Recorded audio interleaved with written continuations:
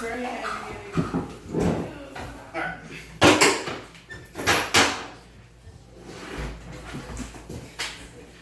Work like that, 2 different pieces.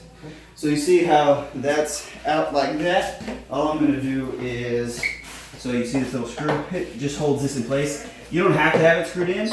You can literally just let it free, but I'm putting it inside so that it doesn't sit on top of it while it's standing in that cabin. So all that's going to do, see in here, just go right there. Alright, so. Those are all shorter. Yep, they're all the smaller ones. Yep. Different. So Okay. you can't mix those up with the other bolts. Okay. Those are the only ones that go into there. Okay. So get here, right there.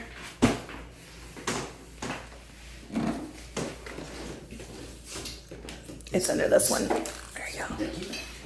Let's just plug it in. Yep. So so there's a middle hole right here. Right. Just grab it and then bring it up to me. Thank you. Alright, so you got 2 separate pieces. I usually move everything off the back side, so